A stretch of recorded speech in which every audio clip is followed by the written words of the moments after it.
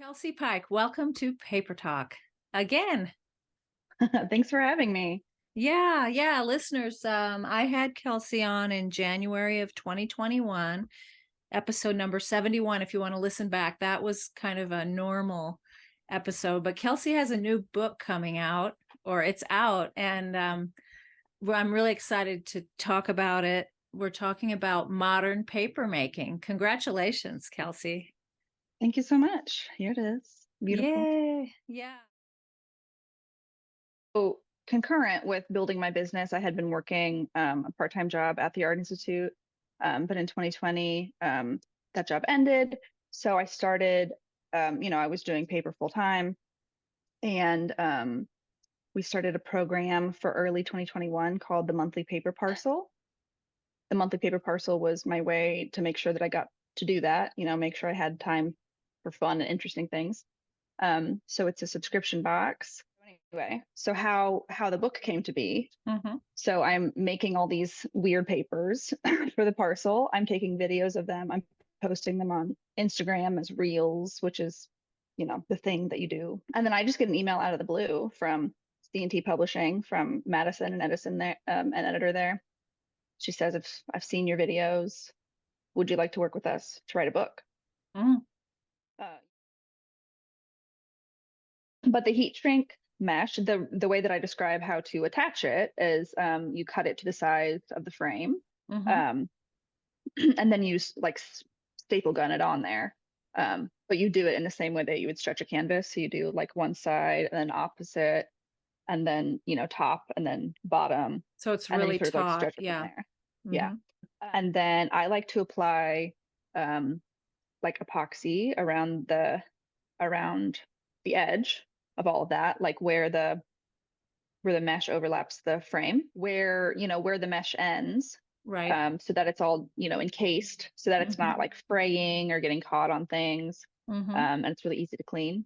Mm-hmm. And then the reason why we keep calling it heat shrink mesh is because you can then heat shrink it. So even if it's a little bit loose, um, you can hit it with a blow dryer and that'll sort of tighten all that mesh up. Mm-hmm. Yeah, and it comes with some sort of like oily residue on it. So like after you Oh, glue it in, you want to scrub it with like Comet and like get all that right. off. Right. Um, and then heat shrink it because it like really repels water in the beginning, Uh-huh. which makes like your draining time super long. So anyway, you want to get all that grease off. But here's the coaching table. Okay, so this is a Cooching table, and the instructions are in the book for this Yeah. Cooching table. So it's basically a press board here, and then you lay down this piece here, and then um, What is that material on top? this is HDPE plastic, Okay. um, and It's it's barely in the screen. Okay. I was going to show it's like kind of bendy, Okay. but then you just use screws and attach it. Mm-hmm. Talk about your drying process, your loft drying, and then show me how you peel the posts apart. Okay. Um, so yeah, the drying situation is behind me. So they get pressed once in the 20-ton hydraulic press.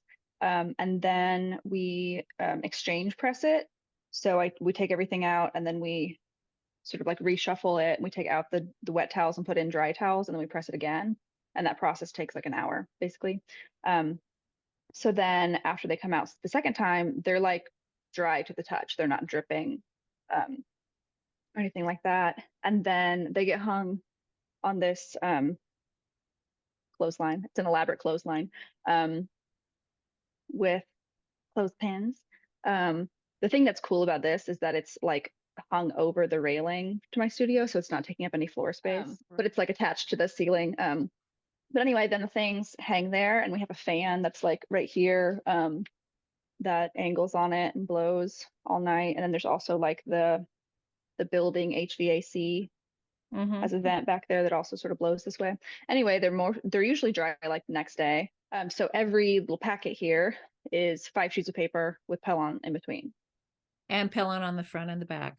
And this is Yeah. important because it really helps hold everything flat as Yeah. it dries. If you were just drying single sheets, they would curl They quite a bit. curl. All right. So what kind of paper is this? This is actually a weird paper that we're making for the parcel for next month, which is a collaboration with my apprentice Bernadette. Uh-huh. Um, so anyway, it peels. So she's Okay. kind of calling this paper um, meal, which is the Spanish word for honey. Uh-huh. And it just peels off.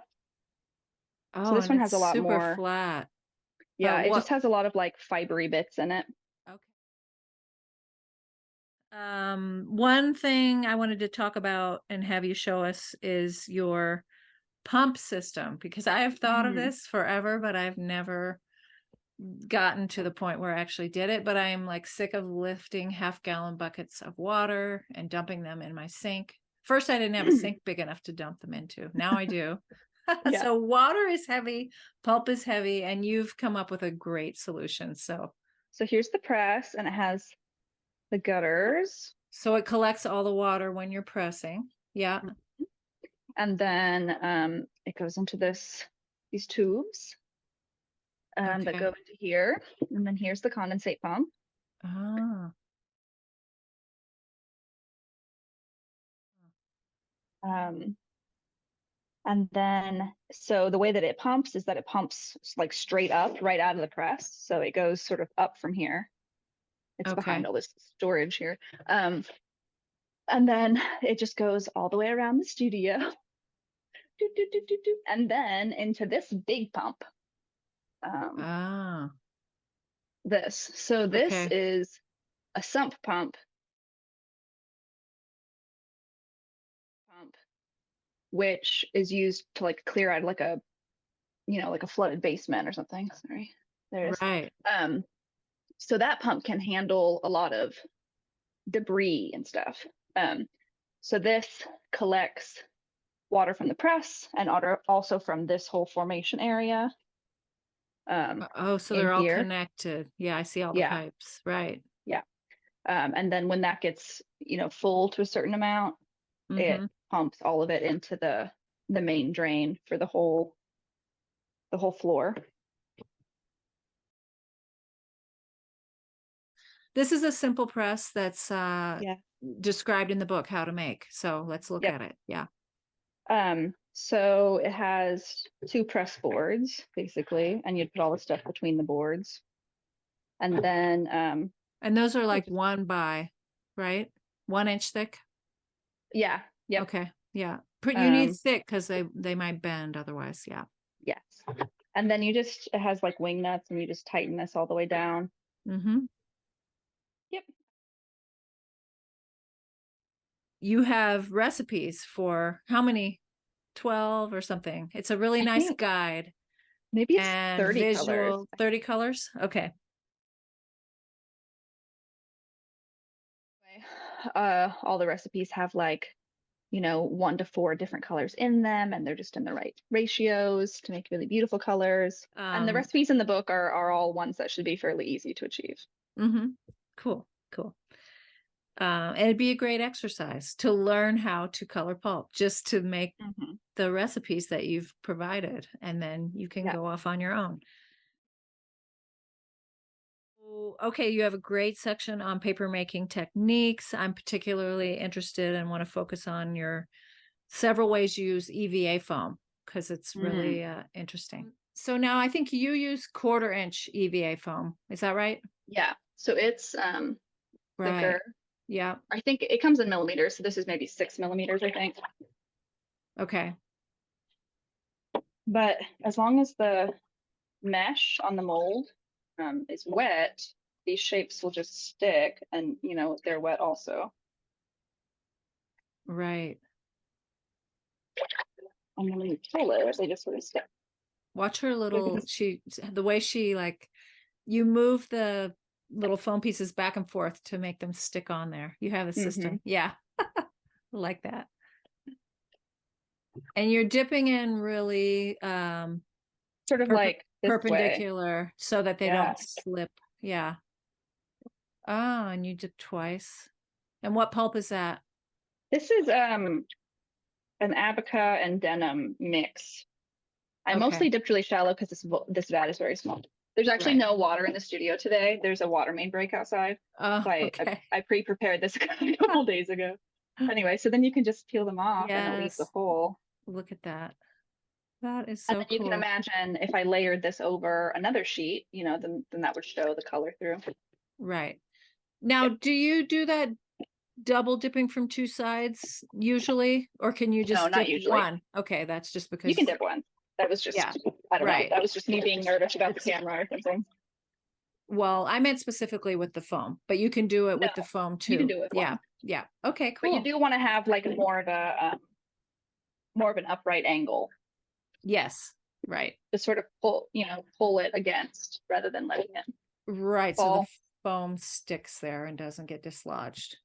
So this is a project in the book where you use an EVA foam stencil to like make all these different shapes, and then you cooch them, um, and then press them, but you don't dry them, and then you peel them up and like stick them on Okay. here So like you're a collaging wet collage. sheets. Neat. Yep. Yeah.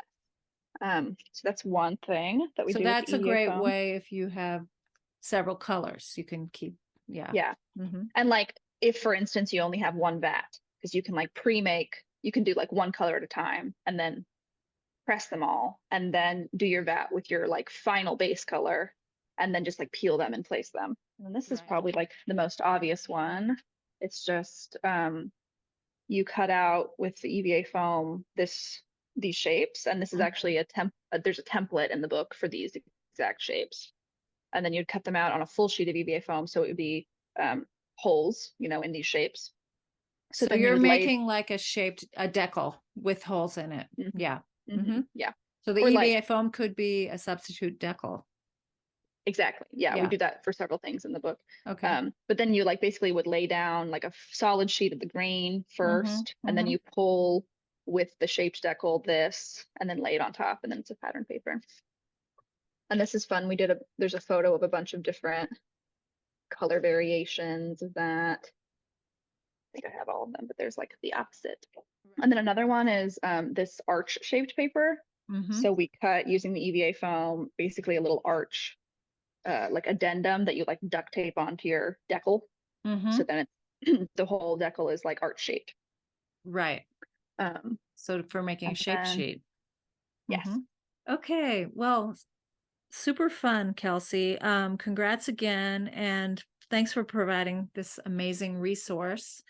And where can we find you online? And I'm sure you're talking about this book on all those channels, so yeah, people will be able yes, to. everywhere. Yes, you can find me on Instagram. I'm Kelsey Pike Papercraft. We have a new TikTok. I'm on there, Sustainable Papercraft. My website is sustainablepapercraft.com. And my Etsy shop is just under my name, Kelsey Pike. Um, and then you can find the book anywhere online. It's called Modern Papermaking. And hopefully it'll be in some stores soon. You can see it. Yeah. Okay. Well, thanks. It was great catching up and best of Thank you luck. so much for having me on, Helen. Yeah. Always a pleasure to talk to you. You too.